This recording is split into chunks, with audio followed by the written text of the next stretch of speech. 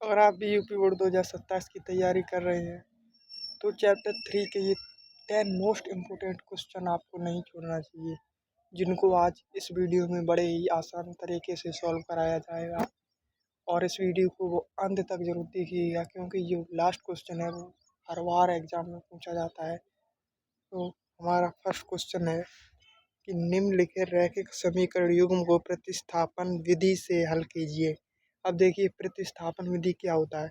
प्रतिस्थापन विधि ये होता है कि समीकरण 1 या समीकरण 2 में से x का मान निकाल कर किसी एक समीकरण में रखना। तो हम यही करेंगे। तो हमें इसमें समीकरण नंबर 2 आसान पड़ेगा, तो इसीलिए हम लिखेंगे समीकरण समीकरण 2 से समीकरण 2 से समीकरण 2 को यहाँ पर लिखेंगे। x माइनस वाई बराबर 1, तो x बराबर हो जाएगा 1, इधर माइनस वाई में उधर जाएगा, प्लस में हो जाएगा वाई प्लस 1 प्लस वाई। ये हो जाएगा हमारा समीकरण नंबर 3। अब समीकरण 3 का 3 का मान समीकरण 1 में रखने पर, अब समीकरण का मान हम समीकरण 1 में रखेंगे।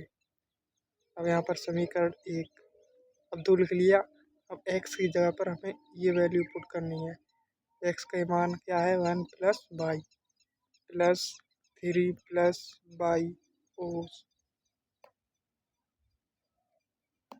3y बराबर 8। अब ये हो जाएगा 2 प्लस 2y प्लस 3y बराबर 8। अब हम इस पेज पे हो नहीं पाएगा, अगले पेज पे चलते हैं। 3 और 2 5y हो जाएगा बराबर 8, और 2 उधर जाएगा माइनस में, तो उधर प्लस में उधर जाएगा, माइनस में हो जाएगा। 5y बराबर 6, y बराबर 6/5। ये हमारा y का मान आ गया। अब y का मान समीकरण 3 में रखने पर,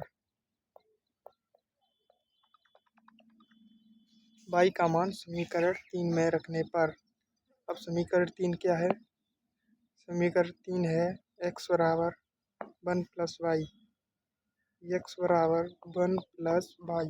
वाई की जगह पर हम रखेंगे 6/5। एक्स बराबर हो जाएगा, इसका गुणा यहाँ पर करेंगे तो ये हो जाएगा 5 प्लस 6/5 इक्वल टू 11/5। यही हमारा आंसर हो जाएगा। ऐसे आपको सॉल्व करना है एग्जाम में। ये हमारा one of the most important question था। इसको आप ट्रिपल स्टार दे सकते हैं बोर्ड एग्जाम के लिए।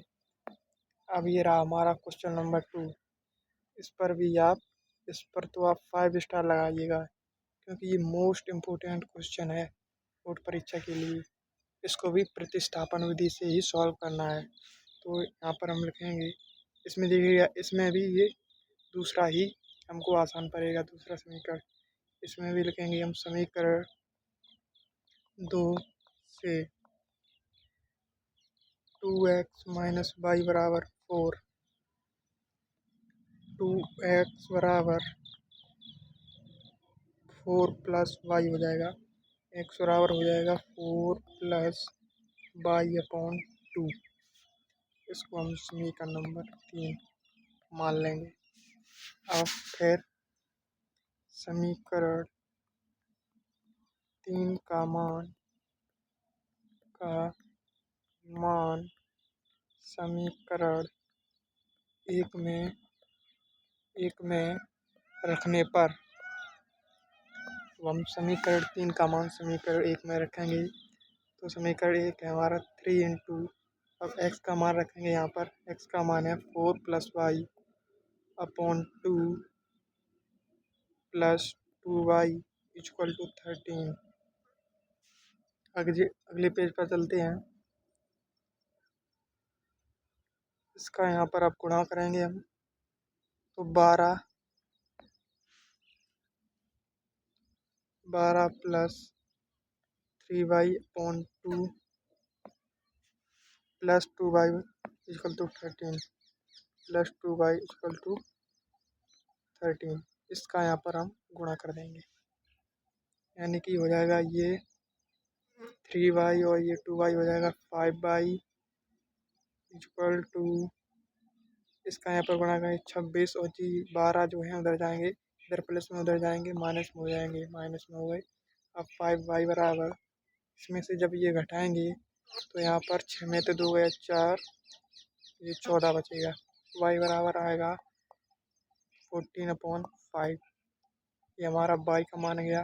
अब यहाँ पर लिखेंगे y का मान समीकरण 3 में रखने पर अब y का मान समीकरण 3 में रखेंगे। समीकरण 3 क्या है? x बराबर 4 प्लस y का मान है 14/5 और इसके टोटली अपॉन था 2, टोटली अपॉन हो गया इसका 2। अब इसका यहाँ पर गुणा होगा बराबर 20 प्लस 14/5/2। अब ये यहाँ पर हो गया 34/5/2 और इसके बटे कुछ नहीं है तो एक मान लेंगे। अब यहाँ पर लगेगा पहली गुणे चौथी, तो इसमें 34 हो जाएगा बटे 10। इसको हम काटना चाहें तो 2 से काट सकते हैं। 17/5 ये हमारा x का मान आ जाएगा। ये हमारा यहाँ पर x का मान हो गया। ये बहुत महत्वपूर्ण सवाल है, इसको आपको 2 से 3 बार सॉल्व करना है, नहीं तो आप इस सवाल का अगर एक ही कैलकुलेशन गलत हो गई तो आपका ये एग्ज़ाम में इसका नंबर कट सकता है। अब ये रहा क्वेश्चन नंबर 3। निम्नलिखित रैखिक समीकरण को हल कीजिए। आप देखिएगा एक ही क्वेश्चन में 3 क्वेश्चन पूछा गया है। पहला प्रतिस्थापन विधि से सॉल्व करना है, दूसरा विलोपन विधि से सॉल्व करना है और तीसरा गुणनखंड विधि से सॉल्व करना है। देखिए मैंने आपको प्रतिस्थापन विधि से सॉल्व करना सिखा दिया है, तो अब प्रतिस्थापन से तो आप कर ही लेंगे। तो अब हम सेकंड मेथड से आपको सिखाने वाले हैं, जिसका नाम है विलोपन विधि। तो विलोपन विधि को सॉल्व कैसे करते हैं देखें। तो पहले इन दोनों को एज इट इज यहाँ पर लिख लेंगे। 2x plus 3y equal to 13x minus y equal to 1। देखिए हमें विलोपन विधि में या तो x के मान को बराबर करना होता है या फिर y के मान को बराबर करना होता है, क्योंकि हमें इन दोनों में से एक के मान को किसी को काटना होता है। इसलिए अगर हम x के मान को बराबर करेंगे तो समीकरण 2 में हमें 2 से गुणा करना पड़ेगा। अगर y के मान को बराबर करेंगे तो समीकरण 2 में हमें 3 से गुणा करना पड़ेगा। तो हम ये हमारा है समीकरण नंबर 1, ये हमारा समीकरण नंबर 2। हम समीकरण 2 में 2 से गुणा करते हैं, तो यहाँ पर लिखेंगे समीकरण 2 में 2 से गुणा करने पर 2 से गुणा करने पर पहला समीकरण तो ऐसा ही रहेगा, बिल्कुल सेम। इसको यहाँ पर उतार लेंगे। ये हमारा दूसरा समीकरण जब 2 से गुणा करेंगे तो 2x minus 2y equal to 2।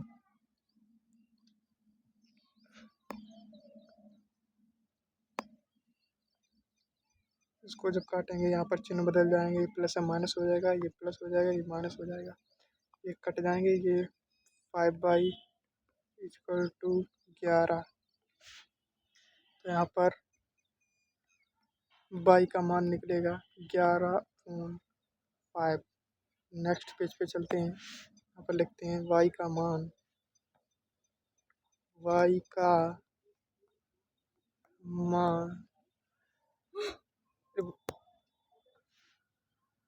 y का मान समीकरण एक में रखने पर अब देखेंगे समीकरण नंबर 1 क्या है हमारा। समीकरण 1 है हमारा 2x + 3y = 13। 2x + 3y = 13। अब यहाँ पर हमें x का मान निकालना है तो y का मान पुट करना पड़ेगा। 2x + 3 इंटू y का मान क्या है, y का मान है 11/5। 11/5 = 13। 2x प्लस ये भाग में उधर जाएगा, गुणाम हो जाएगा, यानी कि 13 = यहाँ पर 65 और 2x बराबर ये इधर प्लस में है उधर जाएगा माइनस में हो जाएगा। 2x बराबर इसमें से इसे घटाएंगे तो 0 और यहाँ पर ये 3 ये इससे कट जाएगा, यानी कि x बराबर हमारा 15 आंसर आएगा। तो यहाँ पर हमने 3 सवाल करा दिए हैं टोटली। अब बाकी के बचे हुए सवाल अगले क्लास में कराएंगे। तो आपको क्लास कैसी लगी बताइए ज़रूर और हमारे चैनल को सब्सक्राइब करिए।